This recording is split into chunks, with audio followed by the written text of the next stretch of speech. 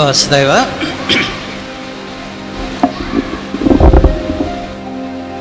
ఇవాళంతా ఏదో పరీక్ష అన్నట్టుగా అనిపించింది. ప్రసంగం అన్నారు, ఫలానా చెప్పమనలేదు.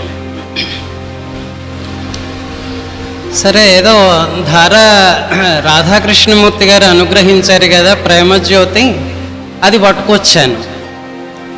అది పట్టుకొస్తే దాన్నేమో ఆయన కొట్టుకెళ్ళిపోయారు, కైలాసానికి తీసుకెళ్ళిపోయారు. సరే, ఇంకేం చేద్దాం అనుకుంటూ ఉంటే ఏవో తోచిన కొన్ని మాటలు బాపట్ల రావటం, అది చాలా ఆనందకరం అనిపించింది. ఏం చేతంటే, జిల్లెళ్ళమూడితో మా కుటుంబానికి ఉన్నటువంటి అనుబంధం అలాంటిది. పక్కనే ఉంది కదా, వెళ్ళొద్దాం అనుకున్నా ఆ అమ్మ ఇక్కడే కూర్చుంది కాబట్టి ఎక్కడికి కదలాలనిపించలేదు, వెళ్ళాలనిపించలేదు. చిన్నతనంలో అమ్మ ఇలా దగ్గరికి పిలవటం, అలా ఓ పండు ఇవ్వటం, ఏం నాన్న అనటము. నేను జిల్లెళ్ళమూడిలో చదువుకోలేదు, కానీ పురాకృత సుకృతం మాస్టర్ గారి అనుగ్రహం వల్ల ఆ అమ్మతో పరిచయం కలిగింది. మా అక్కయ్య వాళ్ళు అక్కడ చదువుకున్నారు, మా నాన్నగారు అక్కడ పాఠాలు చెప్పారు కొంతకాలం అవసర రీత్యా. అప్పుడు నన్ను పిలుచుకెళ్తుండేవాళ్ళు అన్నమాట. ఇప్పుడు మాస్టర్ గారి ఇల్లు ఫలానా చోట ఉంది అన్నారు కదా, ఆ ప్రాంతాలకి దగ్గరలో ఒక ఇంటి వసారాలో పెరుగన్నం తినేవాళ్ళం. అమ్మ కట్టించేది. ఆ పెరుగన్నం బాక్స్ నాన్న నేను తిని ఆ తర్వాత 12వ మైల్ నుంచి వెళ్ళిపోయేవాళ్ళం. అక్కడికి అమ్మ ఎదురు చూస్తున్నట్టు ఉండేది. మల్లాప్రగడ వారు కూడా ఆ సమయంలో అక్కడే ఉండేవారు, వృత్తిరీత్యా ఉపాధ్యాయులుగా పనిచేస్తూ. అదొక ఆలాపనగా ఉంటూ వచ్చింది ఉదయం నుంచిను. సరే, ఏం మాట్లాడాలి అంటే తోచినవి, ఈకేయను 2 అక్షరములిచ్చే తండ్రి. మా నాన్నగారు 2 అక్షరాలు నాకు ఇచ్చారు, ఆయన ఎక్కడి నుంచో తీసుకున్నారు. ఈకేయను 2 అక్షరములనిచ్చే తండ్రి, అక్షరములు 2 ఇచ్చే తండ్రి, అది ఆ ప్రణవము తారకమదియే, అన్ని మంత్రములు నదియే, మరి ఏమందు నదియ సాధనమిహపరములన్ సద్గతులకు అని అనిపించింది. ఆ 2 అక్షరాలని పట్టుకుని మనం ఎంత దూరం ఈదవచ్చు, ఎన్ని జన్మలు దాటవచ్చు. అందుకని అది తారకం అన్నమాట. అదిగో దాంతో మొదలు పెట్టుకుని మాస్టర్ గారి గురించి చెప్పమంటే ఎందరూ ఎన్నెన్ని చెప్తారు. మళ్ళీ నేను కొత్తగా చెప్పాల్సింది ఏమున్నది? ఇది ఒక విచికిత్స నడిచింది.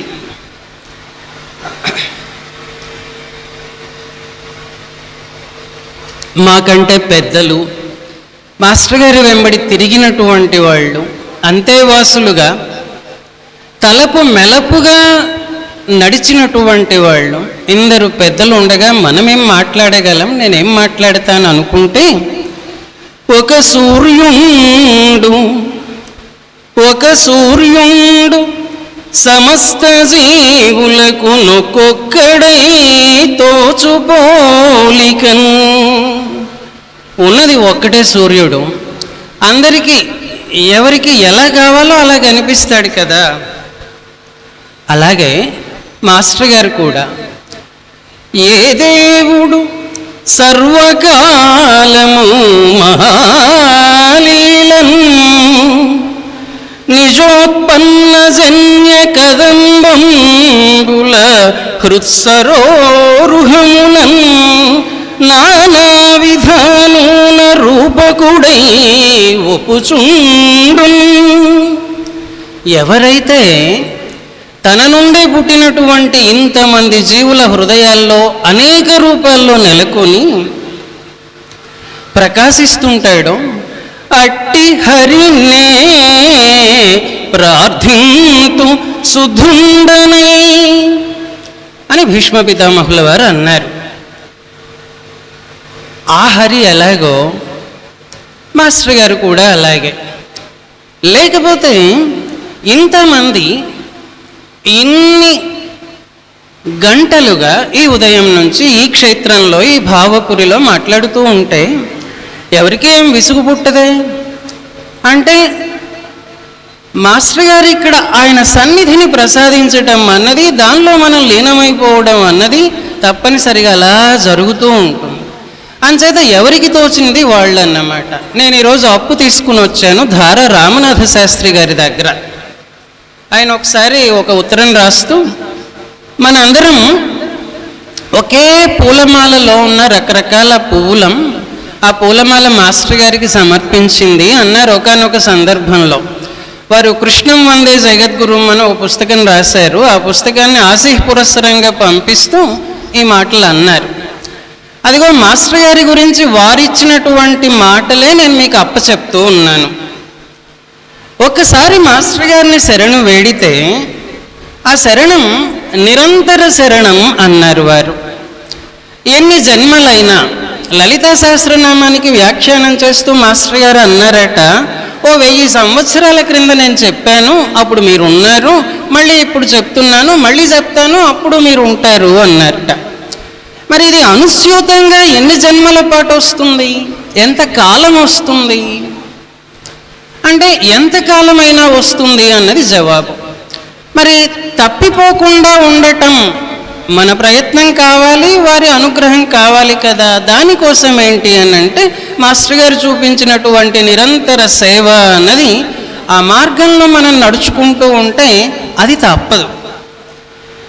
ఆయన్ని నేను ఎందుకు ఆశ్రయించాను? ధారావారు వేసుకున్న ప్రశ్న.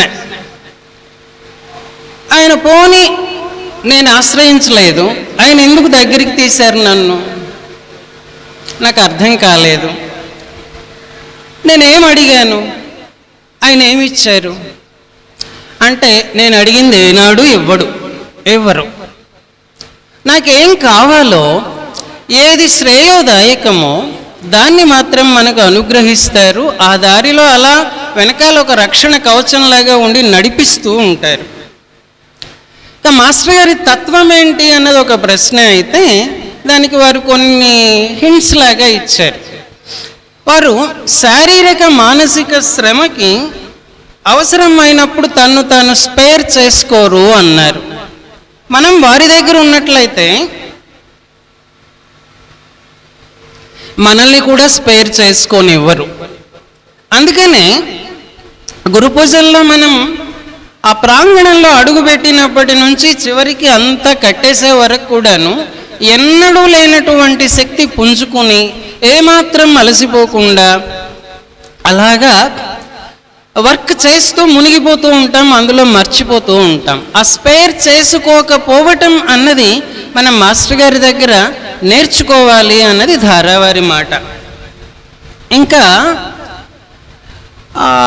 అమ్మపై ఆయనకి మమకారం ఎక్కువ అన్నారు. అది మనకి ప్రతి కావ్య పీఠికలో కూడాను చెప్తూ ఉన్నారు మాస్టర్ గారు. అమ్మ ఏం చేసింది అని అంటే, పొద్దున్నే లేపి లేదా చిన్నతనంలో ఆ భాగవతంలో పద్యమో రామాయణంలో శ్లోకమో చెప్పారు. అవి అలా నిలబడి ఈనాటికి కూడా సన్నుత మంత్రమూర్తులయ్యి అంటారు మాస్టర్ గారు. అమ్మ అప్పుడు నువ్వు చెప్పావు కదా, అవే మంత్రమూర్తులై నన్ను ఇప్పుడు నడిపిస్తూ ఉన్నాయమ్మా, నేను చేస్తూ ఉన్న నా ద్వారా వస్తూ ఉన్న సృష్టి అంతా కూడా నీ అనుగ్రహమే తల్లి అని, అది ఋతుగానమైనా గోదావైభవమైనా మరొకటైనా ఆ ముందు పీఠికలో 3-4 పద్యాలు రాస్తారు. దానిలో తప్పనిసరిగా ప్రస్తావన చేస్తూ ఉంటారు. ఇక హరిభక్తి గురుభక్తి ఈ రెండు మూర్తిభవించినటువంటి వారు మాస్టర్ గారు. ఇదొక మాట ధారావారు అన్నటువంటిది. హరిభక్తి మూర్తిభవించడం ఏమిటి అంటే, వారు పూజ చేసేటటువంటి సమయం చూసినా లేదా ఇక్కడ ప్రవచనం ఇచ్చేటటువంటి సమయంలో గమనించలేం, మనం ఆ అనుభూతిలో కొట్టుకుపోతూ ఉంటాం. అది అలాగా నిండైనటువంటి హరిభక్తి అన్నమాట.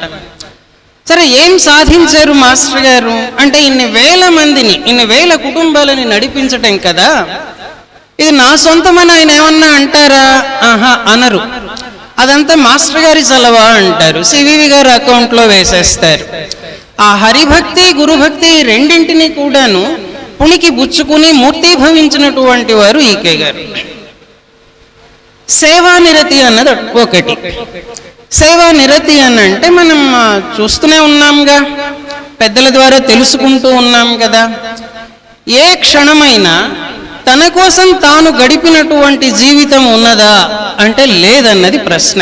జవాబు, ఆయన కోసం ఏమైనా టైం కేటాయించుకుని ప్రత్యేకంగా ఇది నా ప్రైవేట్ టైము, నా privacy time, never and never. మరి మనం ఎందుకు చేయలేము అని అంటే, మనం నా అనుకుంటాం, వారు అందరిలో ఉన్న నేను అనుకుంటారు. అందుకని వారు అంత వర్క్ చేయగలిగారు, చేయగలుగుతున్నారు, మనతో కూడాను చేయిస్తూ ఉన్నారు. సో సెలబ్రేట్ ద సర్వీస్ అన్నటువంటిది మనకు వచ్చేటటువంటి ఒకనొక సందేశం. మరి 24 గంటలు ఏ పరోపకారమో లేదా ఏ పఠనమో పాఠనమో ఏదో ఒకటి మిగతా వాళ్ళకు ఒక సమస్య తీర్చడమో సలహా చెప్పటమో ఇలాంటి దానిలోనే గడుస్తుంది తప్ప ఇంకొక క్షణం ఆయనకి తనదంటూ ఉన్నదా? కనపడదు. ఇంకా మనీ, టైం అండ్ స్పేస్, ఈ మూడింటిని అడ్జస్ట్ చేసుకోవడంలో మాస్టర్ గారిది ఒక విలక్షణమైన పద్ధతి అని చెప్పి అంటారు. మనీ అంటే కరెన్సీ అని కాదు, సంపద అని కాదు. ఎప్పుడు ఏ వస్తువు అవసరమో అప్పుడు ఆ వస్తువు దిగి రావటం, ఎక్కడి నుంచో చేరిపోవటం, ఆ పని పూర్తి కావటం అన్నది వారి జీవితంలో మనకి ప్రతి అడుగున కనపడుతూ ఉంటుంది. అలానే టైం, మనకందరికీ 24 గంటలే ఉన్నాయి.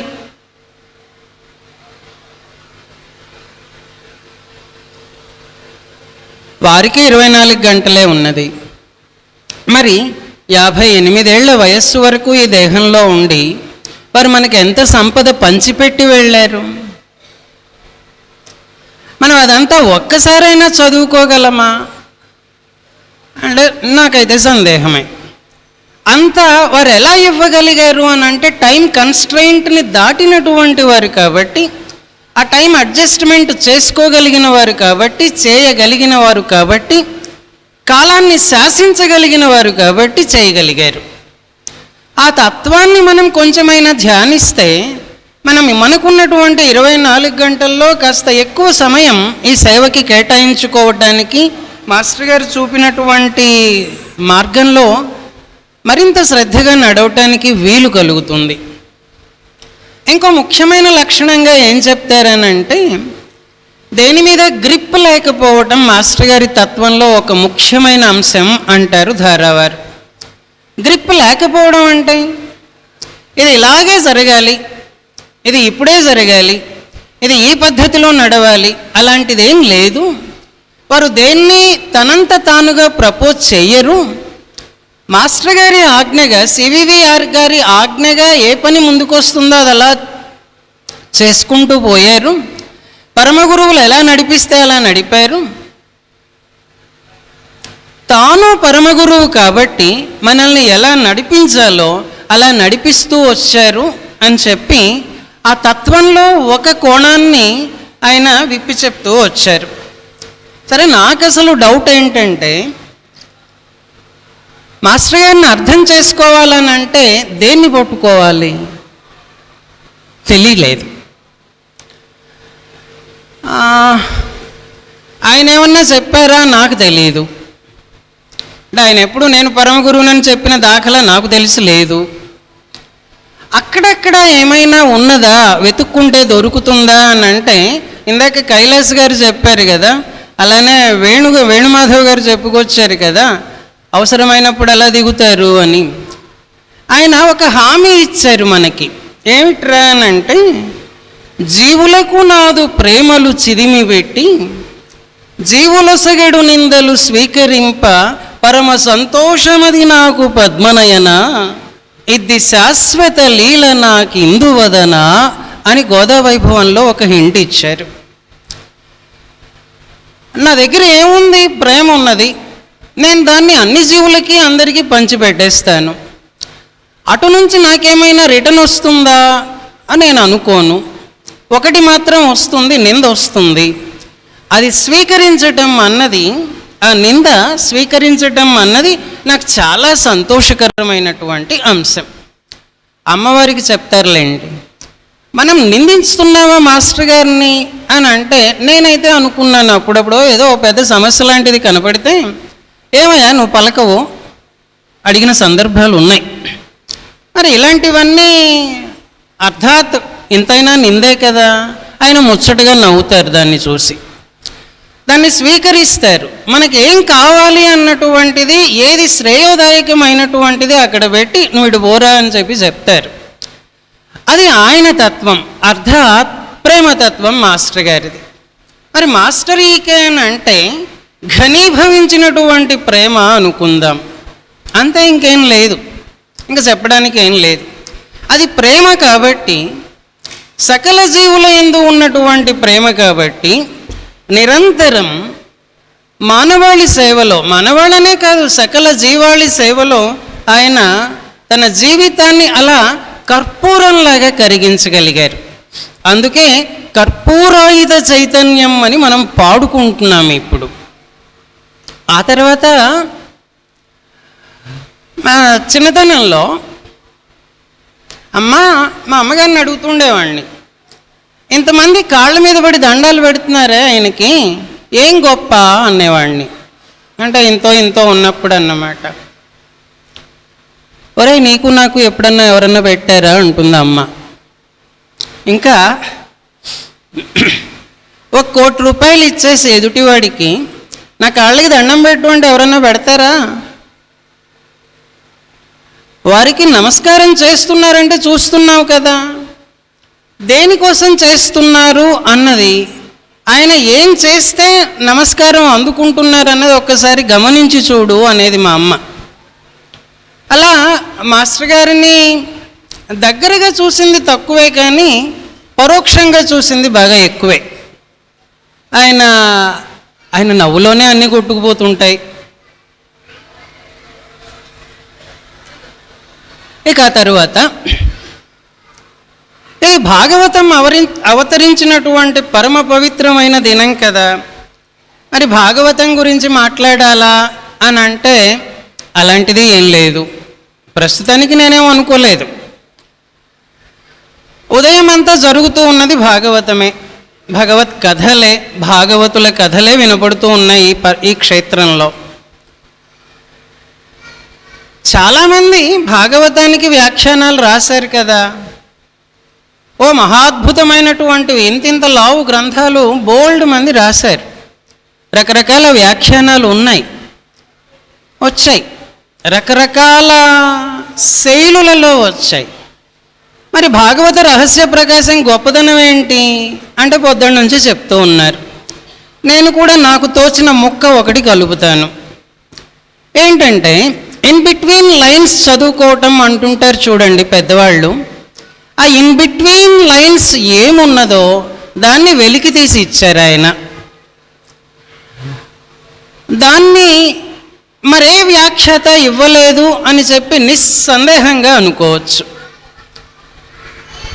ఎలా ఇవ్వగలిగారు అంటే సాక్షాత్ విష్ణువంశ సంభూతులు కాబట్టి,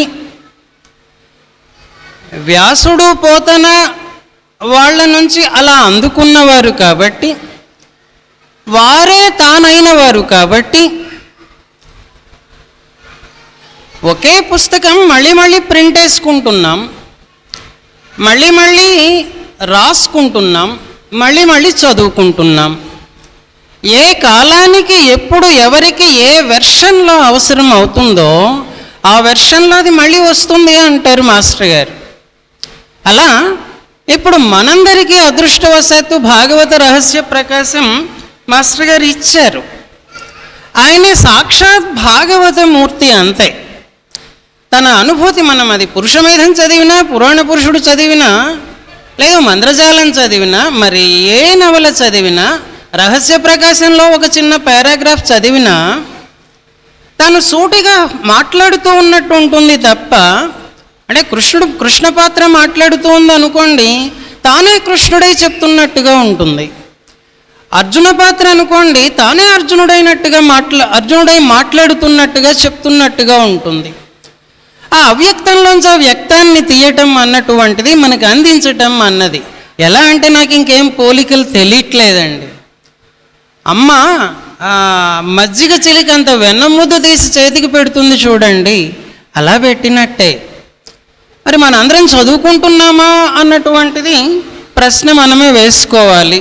భద్రంగా చాలామంది ఇళ్లల్లో ఉన్నాయి, అవి తీసి పారాయణం చేసుకుంటూ చదువుకుంటూ అవగాహన చేసుకుంటూ ఉంటే మనము మాస్టర్ గారి లైన్లో ముందుకు వెళ్ళిపోతాం.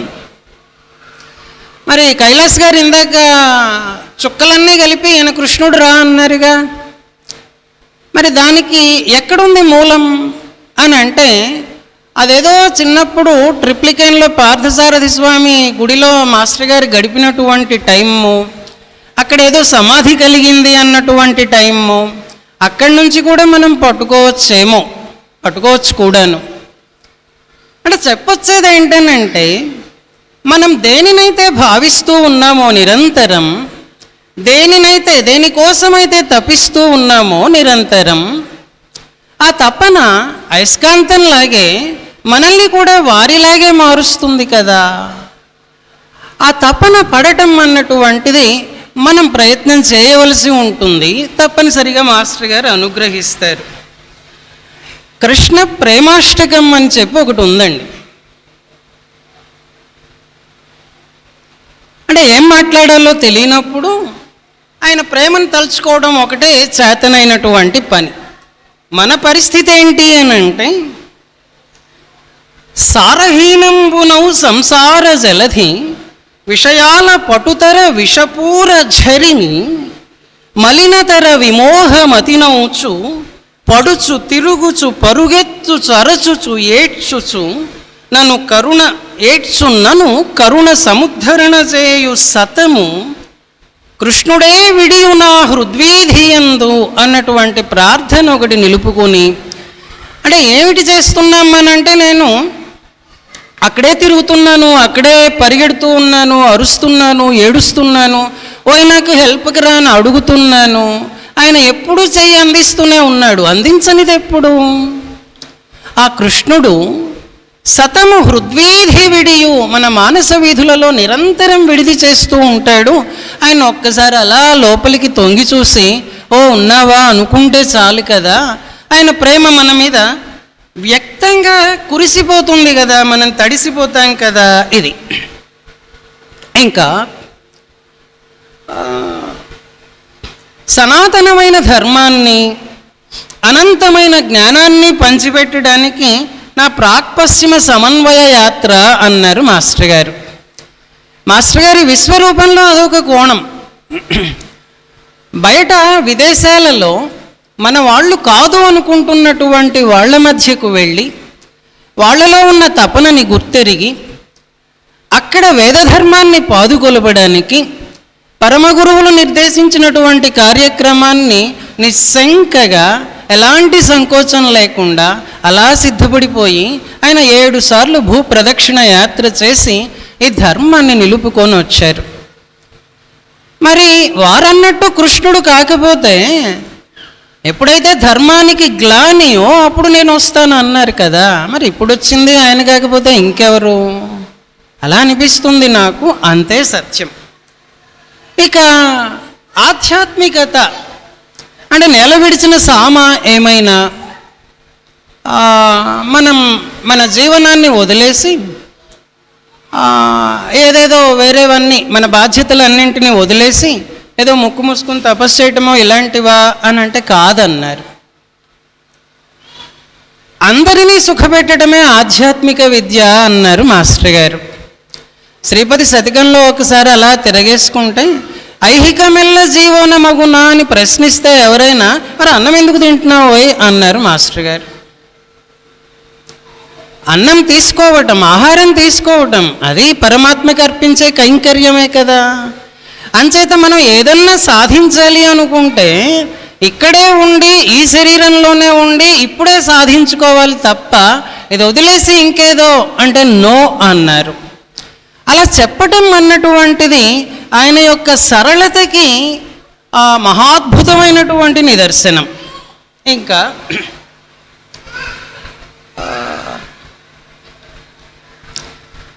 మనకేమైనా సైంటిఫిక్ ఎక్స్ప్లెనేషన్స్ కావాలా అంటే దక్షయజ్ఞం కథ తీసుకోండి. ఇన్ బిట్వీన్ లైన్స్ అని చెప్పి అన్నాను కదా, అక్కడ మాస్టర్ గారు వివరించుకుంటూ వస్తారు.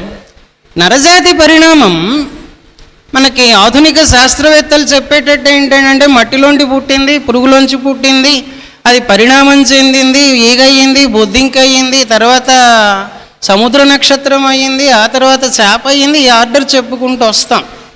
చేప కప్ప అయ్యింది, కప్ప పాము అయ్యింది, గోలంతా చెప్పుకొస్తాం. అది కాదు అంటారు మాస్టర్ గారు.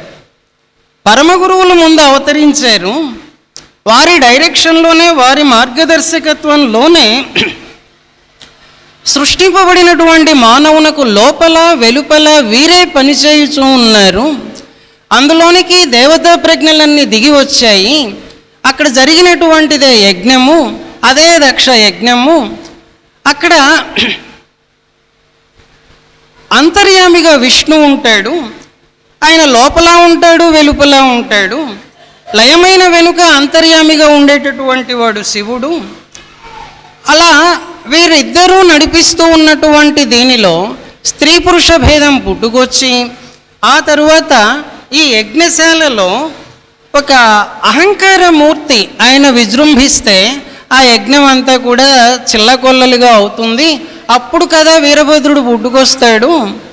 ఇలా వివరణ అంతా ఇచ్చి ఇదంతా మన దేహంలోనే జరుగుతోంది, ఒక్కసారి కన్ను విచ్చి చూడండర్రా అంటారు. ఇలాంటి వివరణ మరి మిగతా వాళ్ళు ఎవరు ఇవ్వడం లేదే, దొరకటం లేదు ఎక్కడా కూడాను. ఇంకా నిలువుబొట్టు పెట్టుకున్న వాళ్ళు వైష్ణవులు, అడ్డుబొట్టు వాళ్ళు శివుడు. వీళ్ళేదో ఎలక్ట్రిక్ పోల్స్, వాళ్ళేదో రైల్వే ట్రాక్ అని తమాషాగా చెప్తుంటారు. వాళ్ళు వెళ్ళి కొట్టుకోవడమా, తగులాడుకోవడమా, తన్నుకోవడమా అని అంటే అలా ఏం లేదు. అనగా మహాత్ముండగు వామనుడు ఆ కశ్యపునకొగి నమస్కారము చేసిన గతిన్ అజునకు నభివందన ముగి గావించ హరుడు తద్దయు ప్రీతిన్ అని భాగవతంలో ఒక పద్యం ఉంది, దక్షయజ్ఞం ఘట్టంలోనే వస్తుంది. అంటే వీళ్ళందరూ మొరబెట్టుకోవడానికి శివుడి దగ్గరికి వెళ్తే శివుడు బ్రహ్మదేవుడికి సాష్టాంగం నమస్కారం చేశారట. దానికి వివరణ ఇస్తూ మాస్టర్ గారు ఏమంటారు తెలుసున, బ్రహ్మ శివుడికి కానీ విష్ణువుకి కానీ అంతర్యామి కాలేడు. బ్రహ్మకి వాళ్ళిద్దరూ అంతర్యాములు అవుతారు. అంటే గొప్పవాళ్లే కదా బ్రహ్మ కన్నా. బ్రహ్మ వీరికి అంతర్యామి కాడు, వాళ్ళల్లో ప్రవేశించలేడు. మరి తక్కువ వాడికి, తనకంటే తక్కువైనటువంటి వాడికి మోడల్ కూడా చెప్పాడు. వామనుడు కశ్యపుడికి నమస్కారం చేసేట, అలాగే అది ప్రోటోటైప్ అనుకుంటే బ్రహ్మదేవుడికి శివుడు కూడా ఇలాగే నమస్కారం చేశారట, సాష్టాంగం పడ్డారట. అందుకని ఇలాంటివన్నీ మనం దైనందిన జీవితానికి అన్వయించుకోవాలి అంటారు మాస్టర్ గారు రహస్య ప్రకాశంలో. ప్రధానమైన ఉపదేశం కూడాను అదే. అంటే మనిషిగా సంస్కరింపబడటం ఎలా అన్నది భాగవత రహస్య ప్రకాశం చదువుకుంటే చాలా సులభంగా మనకి వంట పడుతుంది. దానిలోనే ప్రయాగ గురించి ఒక మాట వస్తుంది. ఆ దక్షయజ్ఞంలో అటు శివనిందలు విని అక్కడ జరిగిందంతా కూడా ఆ డిస్టర్బెన్స్ అంతా చూసి ఆ దుష్కర్మ మనకి కూడా అంటింది అని వీళ్ళు అనుకుని ప్రయాగ పోయి స్నానాలు చేసి వచ్చారట. అంటే మనం ఏమనుకుంటాం, ఏదైనా అది ఇది డిస్టర్బెన్స్ అయితే అలా ఆ తీర్థానికి వెళ్ళేసి అక్కడ 4 గ్రుంకులు ఇడి వచ్చేస్తే అది పోతుంది, ఏ చేసిన ఏ పాపమైనా వెళ్ళిపోతుంది, గంగకి అంత తీరికైంది. మరి ఇలా అనుకుంటాం కదా. మాస్టర్ గారు ఇచ్చిన వివరణ చూడండి. అక్కడ ఎడాపింగళ నాడుల గురించి చెప్తారు. ఆ కలసినటువంటి చోటు ప్రయాగ అన్న వివరణ మాస్టర్ గారు ఇస్తారు. ఒక క్షణం అలా దైవధ్యానం చేస్తే మనకి కర్తవ్యం బోధపడుతుంది. ఆ దుష్కర్మ సత్కర్మగా ఎలా మారుతుంది అన్నది తెలుస్తుంది. దాన్ని అనుసరించి పోవటమే అని చెప్పి వివరణ ఇస్తారు. మరి భాగవత రహస్య ప్రకాశంలో ఇలాంటివి మహాద్భుతమైనటువంటి వివరణలు ఉన్నాయి.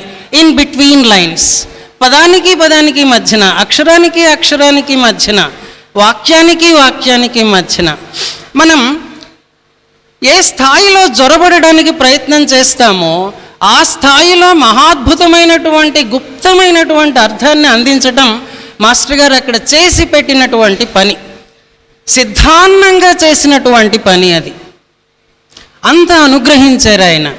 ఎంత ప్రేమ లేకపోతే అనుగ్రహిస్తారు. అందుకని ఆయన ఎవరు అని అంటే హరిభక్తి మూర్తి భవించిన వారు అవుగాక, గురుభక్తి మూర్తి భవించిన వారు అయితే సరే, గడ్డగట్టినటువంటి ప్రేమ ఆయన అన్నటువంటిది సిద్ధాంతం.